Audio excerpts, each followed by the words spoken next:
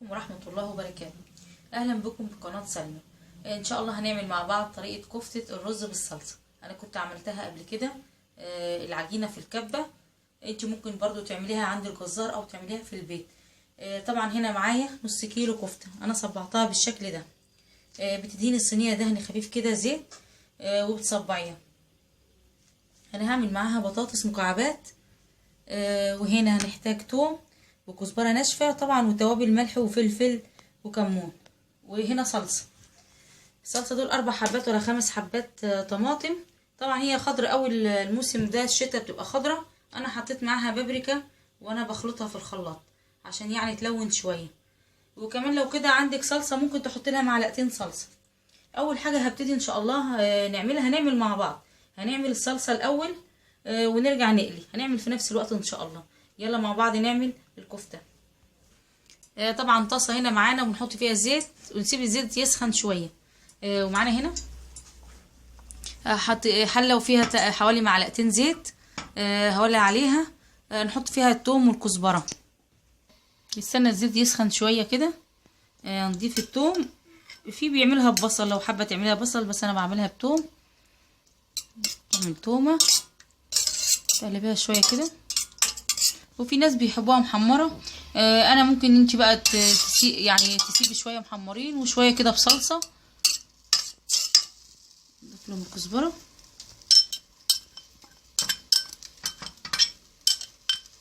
نقلب شويه كده بقى يكون لونها يعني ما تحمرش قوي، يعني ريحه الثوم تطلع كده شويه، ونضيف الطماطم عليها. نبتدي نضيف الصلصه.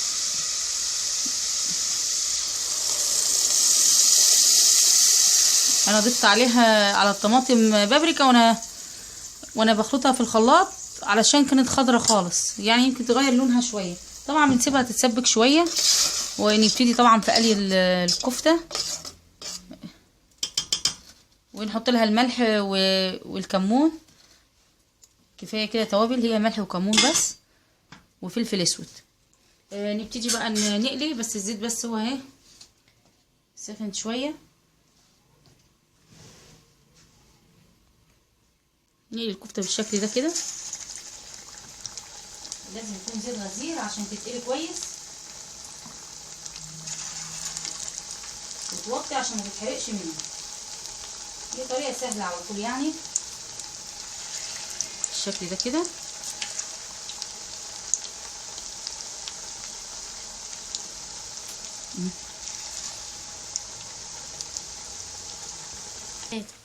الصلصه اضيف ليها الكمون عقبال ما تتحمر الكفته. فلفل اسود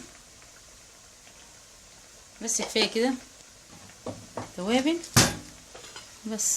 نقلبها.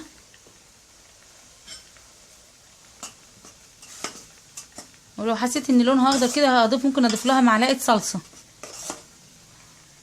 بس اطفي عليها تتسبك شويه.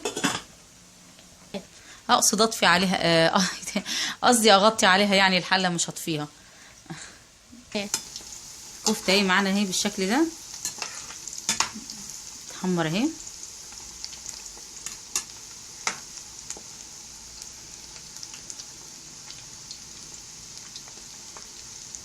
معانا اهي تحمريها كويس بالشكل ده وتصفيها، طلعيها هنا في المصفى.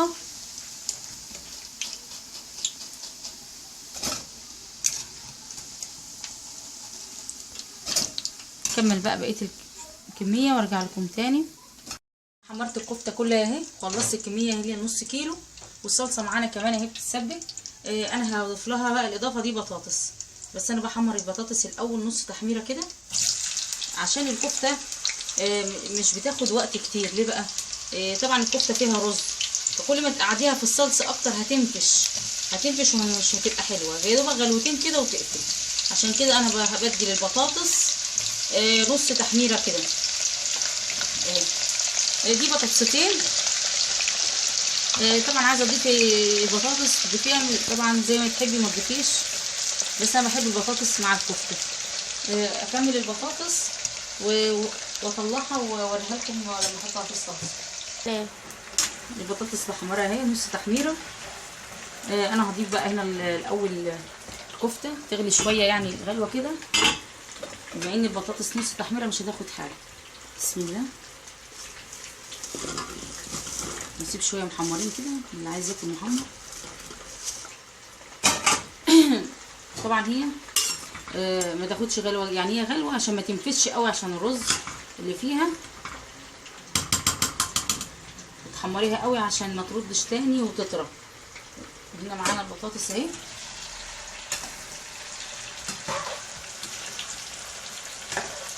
شويه كده واضيفها عليها على الكفته. البطاطس اتحمرت معانا نص كده، نضيفها على الكفته بالطريقه دي. طبعا انت حطيتي الملح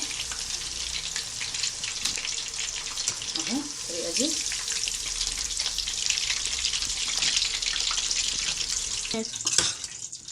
نقلل الكفته على البطاطس كده. طبعا يفضل ان الكفته بتاعت صلصه الكفته دي تبقى خفيفه، ما تبقاش تخينه، لان اوقات والله بيسيبوا الكفته ويسيبوا الصلصه، فاحنا كمان مش عايزين نخليها تبقى طريه قوي برضه، عشان اللي ما بيحبهاش في الصلصه ياكلها. بس تبقى بالطريقه دي. اطفي عليها، لا مش هطفي عليها دلوقتي، خليها تغلي غلوتين وهوريها لكم ان شاء الله لما تخلص خالص. الكفته خلاص خلصت معانا اهي، بألف هنا وشفا. انا بغلي عليها غلوتين، ما بغليهاش كتير زي ما قلت لكم، عشان هي فيها رز وبتنفش، ولما بتنفش ما بتبقاش حلوه. الصلصه لازم تكون خفيفه. طبعا الصلصه شوفوا بقت حمرا ازاي. الفكره اللي جاتني دي والله صراحه وانا بعمل الطماطم لقيتها خضرة قوي كده يعني، ومش هتبقى خلي التسبيكه حلوه.